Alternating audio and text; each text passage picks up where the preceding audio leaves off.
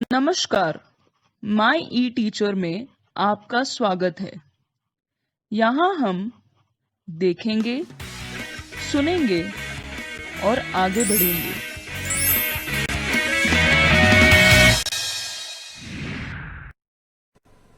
हाय, मैं हूं पुष्पा और पेशे से मैं एक टीचर हूं। हम मानते हैं कि शिक्षा से बड़ा कोई तोहफा नहीं होता। माई ई टीचर एक ग्रुप ऑफ प्रोफेशनल्स हैं जिनकी ये कोशिश है कि अच्छी और मुफ्त शिक्षा उन सारे लोगों तक पहुंचाई जाए जो इसकी चाह रखते हैं। आज हम पढ़ेंगे कंटिन्यूअस टेंस के बारे में।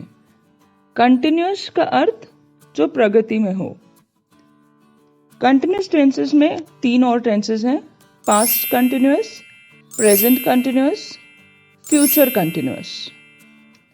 पहले हम पढ़ेंगे पास्ट कंटिन्यूअस के बारे में। पास्ट कंटिन्यूअस का इस्तेमाल हम किस स्थिति में करते हैं? To describe a past action over a period of time.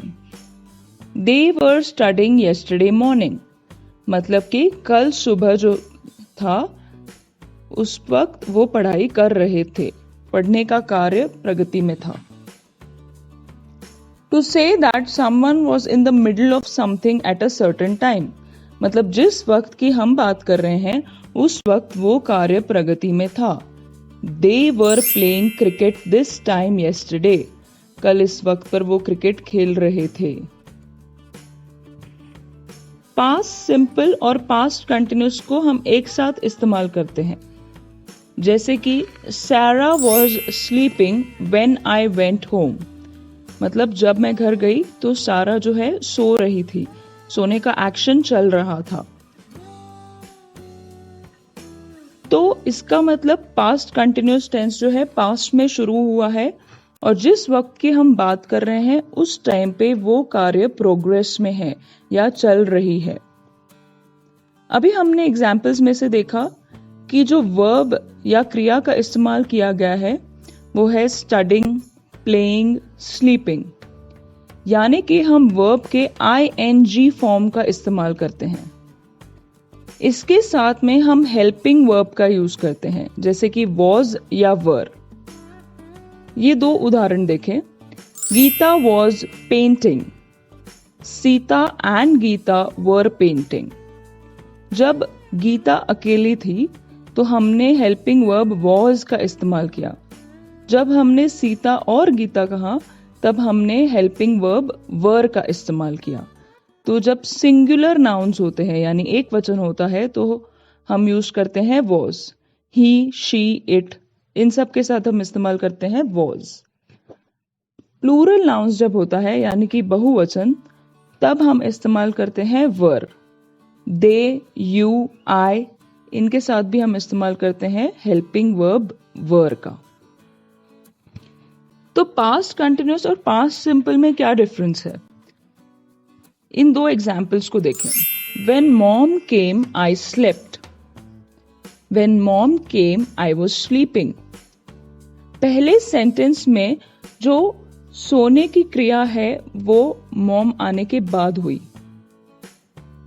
In the second sentence जो सोने की एक्शन है वो मॉम आने से पहले ही शुरू हो चुकी थी। तो ये है डिफरेंस पास्ट सिंपल और पास्ट कंटिन्यूअस में। अब हम बढ़ते हैं प्रेजेंट कंटिन्यूअस टेंस की तरफ। प्रेजेंट जो वर्तमान, यानी कि बोलते वक्त या लिखते वक्त जो कार्य चल रहा हो उसे हम प्रेजेंट कंटिन्यूअस में बताते हैं। I am teaching. She is swimming. The dogs are barking. यानी इस वक्त ये सारे कार्य चल रहे हैं।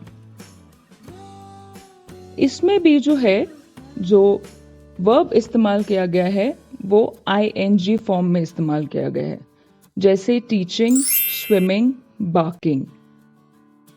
हम देख सकते हैं इस पिक्चर से कि प्रेजेंट कंटिन्यूअस टेंस पास्ट में शुरू हो चुका है और इस वक्त चल रहा है। ING फॉर्म के साथ हम इसमें हेल्पिंग वर्ब जो इस्तेमाल करते हैं वो है इज, एम या फिर आर। तो इज को कब इस्तेमाल करें, एम को कब और आर को कब? आई एम टीचिंग, तो आई के साथ जो हेल्पिंग वर्ब यूज होता है हमेशा वो है M.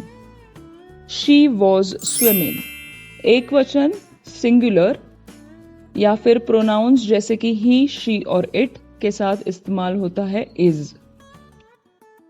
The dogs are barking, plural nouns यानी कि बहुवचन और प्रोनाउंस जैसे कि दे, यू के साथ इस्तेमाल होता है आर।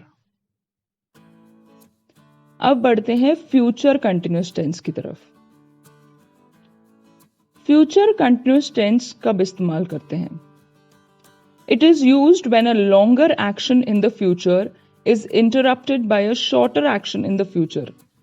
जो कार्य फ्यूचर में, भविष्य में हो रहा है, जब किसी और कार्य की वजह से उसमें रुकावट आती है तो उसे फ्यूचर कंटिन्यूअस टेंस में बताया जाता है।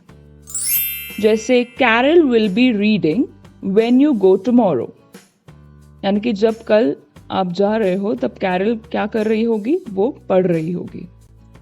For an action in progress at a specific time, I will be exercising at 8 AM, यानी कि भविष्य के ऐसे टाइम के बारे में हम बात कर रहे हैं जब वो कार्य प्रगति में होगा, यानी 8 बजे I will be exercising, उस टाइम पे एक्सरसाइज कर रहे होंगे।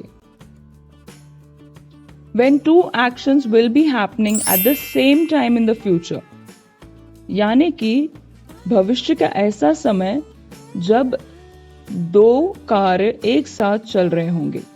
Jack will be driving and I will be biking, यानी जैक गाड़ी चला रहा होगा और मैं साइकिल चला रही होंगी। सो दोनों एक्शन जो है भविष्य में सेम टाइम पे हो रहे होंगे, इसीलिए हम उसे फ्यूचर कंटिन्यूअस टेंस में बताते हैं। फ्यूचर कंटिन्यूअस टेंस में भी जो है आईएनजी फॉर्म का इस्तेमाल किया जाता है। इसके साथ दो हेल्पिंग वर्ब यूज होते हैं, विल या फिर शाल, उसके साथ बी और उसके साथ आईएनजी फॉर्म।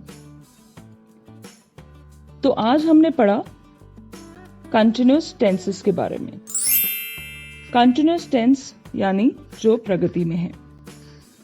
सभी कंटिन्यूअस टेंसेस में यानी प्रेजेंट, पास्ट और फ्यूचर में आईएनजी फॉर्म, जिसे हम प्रेजेंट पार्टिसिपल फॉर्म भी कहते हैं, उनका इस्तेमाल किया जाता है। जो हेल्पिंग वर्ब्स होते हैं वो अलग होते हैं।